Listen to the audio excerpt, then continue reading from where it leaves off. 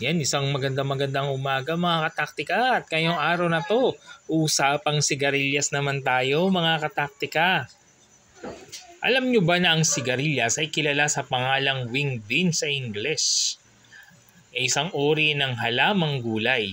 Ang sigarilyas ay kilala sa kanyang anyo na berde at bilog ang balat na nagtataglay naman ng mahaba at manipis na palikpik na tila mga pakpak. Ang halamang ito ay karaniwang ginagamit sa pagluluto at maaaring gawing salad, lutuin o ilagay sa iba't ibang lutong gulay. Bukod dito, ang sigarilyas ay mayaman sa protina, bitamina at mineral kaya ito ay kinikilala rin sa kanyang potensyal na maging mabisang bahagi ng isang malusog na dieta o pagkain. Yan, dagdag pa, ang sigarilyas ay isang mahusay na mapagkukunan ng sustansya tulad ng protina, bitamina at mineral. Ayan mga kataktika, nagpapakitang gilas na ang ating sigarilyas. Okay, dagdag pa tayong kaalaman mga kataktika. Ito ay mayaman din sa bitamina A at C. Ganon din ang bitamina B, pati rin sa iron, calcium at phosphorus. Dahil dito, maaaring ituring ang sigarilyas bilang isang nutrition na bahagi ng pagkain. O yan mga kataktika, may bulaklak at bunga na yung sigarilyas natin. Yan. Ang sigarilyas ay maaaring lutuin sa iba't ibang paraan. Maaaring ihain ito ng hilaw o yun, gagawing kasama ng salad. Yan. O lutuing mayroong mga sahog. Ayan mga kataktika, kita nyo ang ganda ng bulaklak niya, no? Isang puno lang yan. Kung marami yan mga kataktika, di ang ganda niyan. Kulay blue, violet na bulaklak. At marami pang kaming na mga bulaklak mga kataktika. Alam nyo ba na maaari din palang iprito ang sigarilyas? Yan, iligay sa sabaw o gamitan ng mga lutuing may gat. Sa ibang lugar, ito ay kadalasan na ginagamit sa lutuin ng paggigisa. O yan mga kataktika, ang magandang sigarilyas at masustansya. Ang sigarilyas ay kilala din sa kanyang kakayahan na magbigay ng asukal at protina. Ang mga buto nito ay maaaring gawing harina at maging sangkap sa paggawa ng tinapay, kakanin o iba pang mga produktong may mataas na sustansyang pangnutrisyon. Di ba mga kataktika? Ang ganda ng tignan, ay mataas pa pala ang bitamina at nutrisyon na makukuha sa sigarilyas. At alam nyo rin ba mga kataktika na ang sigarilyas ay mabilis lumago at maaaring tumubo sa iba't ibang uri ng lupa. Bukod sa pagiging pagkain, maaaring gamitin ang sigarilyas sa crop rotation para mapabuti ang kalidad ng lupa sa paghahalaman o sa agrikultura. Trivia din tayo. Ang sigarilyas, kung sa English ay wing bean, ito pala ay kilala sa India na goa bean. Yan, yan yung bunga ng sigarilyas. Talaga naman. Nakakatuwa siya. Madali siya makilala kasi kakaiba. Parang sitaw ang bulaklak pero ibang klase ang kanyang bunga. Sabi nga, parang may palikpik o parang pakpak. Mga kataktika, alam nyo rin ba na meron palang botanical na pangalan ang sigarilyas? Ito ay Sophocarpus tetragonolobus. Ayan. Pakiulit nga po. Sophocarpus tetragonolobus. Ang botanical name ng sigarilyas na may magandang bulaklak. At lunti ang mga dahon. At alam nyo rin ba na ang sigarilyas pala ay hindi lamang sa Pilipinas sikat, kundi kilala rin sa iba't ibang bahagi ng mundo. Ito ay isa sa pangunahing halaman sa Asia, kabilang ang India, Indonesia at Malaysia. Ang ilang bansa sa Africa at Latin America ay nagtatanim din daw ng sigarilyas. O yan mga kataktika, ang ganda niyan panoorin, ang gandang tignan. O di ba? Ayan yung ating tanim na sigarilyas. Ang daming bunga, marami pa mga bulaklak. Sunod-sunod na yan mga kataktika. Ilang luto kaya kukuha natin dito sa ating sigarilyas ngayon. Oh, yan. Yung bunga ng ating sigarilyas. Yan.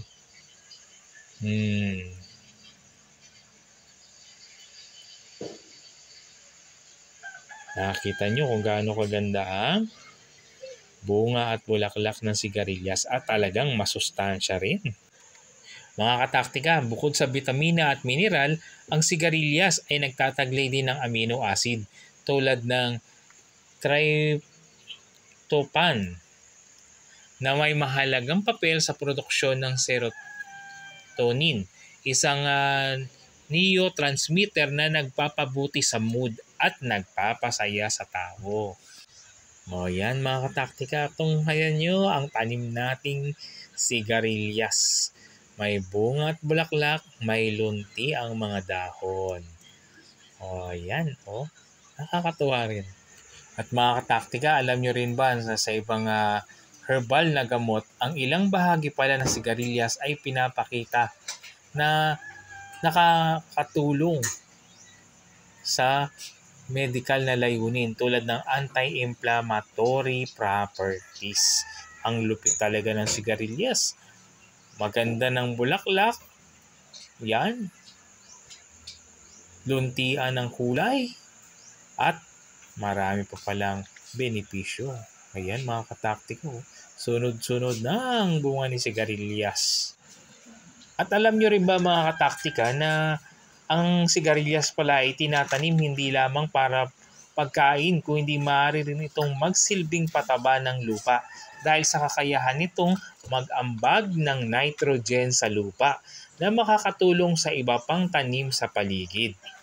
Ayan ang magandang sigarilyas. At ito naman kataktika, magluluto tayo ng inihaw na isda at magigisa tayo ng sigarilyas, lalagyan natin ng corned beef. Yan. So, inihaw na isda with ginisang sigarilyas na mayroong corned beef. O mga kataktika, ipakita ko muna sa inyo yung haharvest natin na sigarilyas ngayong umaga. Yan. Ang nakakatuwa dito sa sigarilyas mga kataktika, kapag nagsimula na siyang mamunga, talagang tuloy-tuloy, walang patid. Yan, kasi ang dami niya magbaging tapos tuloy-tuloy yung pamumulaklak. Pagka naman nagbulaklak at masustansya yung nakukuha niya na nutrients sa lupa, tuloy-tuloy ang pagbubunga niya. Ayan, kung mapapansin nyo, may malaking bunga. Yan, may maliit na bunga. Yan, yung sa harvest natin yan. At may mga bulaklak kataktika. Yun ang maganda dito sa sigarilyas. Napakadaling buhayin. Kailangan lang talaga masustansya yung lupang pagtataniman para magtuloy-tuloy. Pero hindi rin namimili ng lupa ito eh. Yan mga kataktika. Update muna tayo sa ating inihaw. Makakain ka ba ng ganitong inihaw na isda na may ginisang sigarilyas at corned beef? Opa! Very good. Okay. Mga kataktika, alam nyo sa paghahalaman, ito yung isa sa pinaka-nakakatuwang parte. Yung pag-harvest ng iyong mga tinanim. Yan. Sa kasabihan nga, kung may tinanim, mayroong aanihin. Yan. Siyempre makita mo tumutubo, nakakatuwa. Tapos lumalaki na sila, namumulaklak, nakakatuwa din. At iba rin ang tuwa kapag katulad nito, ayan, na nag-harvest na tayo. Kahit na maliit ang bakuran, pag may tinanim, may aanihin. Magandang araw mga kataktika. So yung hinarvest natin na sigarilyas, lulutuin na natin. Lalagyan natin ngayon ng corned beef. So corned beef ang isasahog natin sa ating sigarilyas. Ito mga kataktika, hinarvest ko to, papakain ko sana sa manok. Kasi yung mga magugulang, pinapakain ko sa manok. Kaya lang, nung hiwain ko siya, mura pa. Ayan. Kaya isasahog din natin. So ito yung na-harvest natin today. Ayan. Harvest natin today. And then yung nilagay ko sa rep. Yan. Pero doon din galing yan. Ninakasabay kasi ito ng mga gumulang na. So ngayon, lulutuin na natin. Yan. Yan, sana may napulot kayo doon sa binahagi natin sigarilyas habang tayo ay papakita ng halaman natin.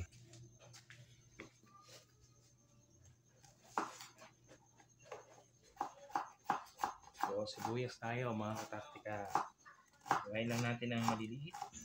O mga kataktika, muli ang sangkap na ating iluluto ngayon, aside sa inihaw na isda, ito, corned beef, sibuyas, bawang at kamatis. So igigisa natin itong hinarvest natin na sigarilyas, lalagyan natin ng corned beef at yung ating inihaw na isda.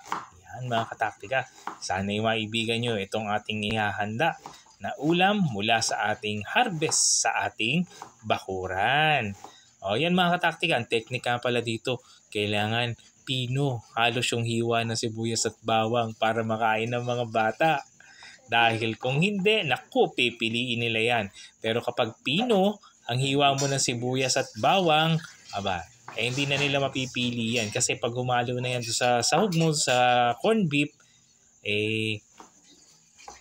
hindi na nila mahahalata na meron na palang sibuyas bawang yun. So ito, lagyan din natin ng kamatis para mas masarap at mas masustansya.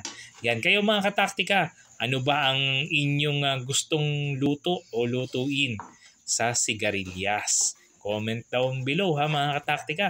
At tignan natin kung sino ang may pinaka maraming kaparehas ng luto sa sigarilyas. O yan mga kataktika, yung ating paghahanda sa ating igigisang sigarilyas with corned beef. Yan, sana'y maibigan nyo ito mga kataktika.